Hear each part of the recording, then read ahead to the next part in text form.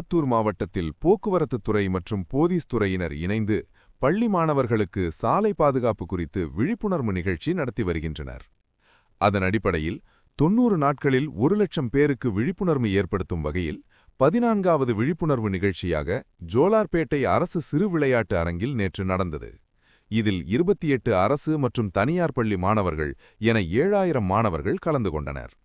திருப்பத்தூர் வட்டார போக்குவரத்து அலுவலர் பன்னீர்செல்வம் தலைமை வகித்தார். சிறப்பு அழைப்பாளர்களாக தேசிய மண்டல அளவிலான போக்குவரத்து தலைவர் அஸ்பாக் அகமது, வேலூர் சரக துணை போக்குவரத்து கமிஷனர் சம்பத்குமார் கலந்து கொண்டனர்.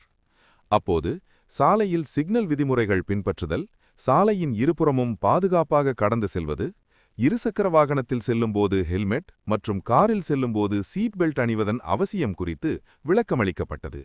மேலும் விபத்தில்லா சமுதாயத்தை உருவாக்க மாணவர்களுக்கு நடத்தப்பட்ட போட்டியில் வெற்றி பெற்ற மாணவர்களுக்கு சான்றிதழ்கள் வழங்கப்பட்டது. இதில் வாணியம்பாடி வட்டார போக்குவரத்து அலுவலர் வெங்கட்ராகவன், மோட்டார் வாகன ஆய்வாளர்கள் முரளி மற்றும் அமர்நாத் மற்றும் பலர் கலந்து கொண்டனர்.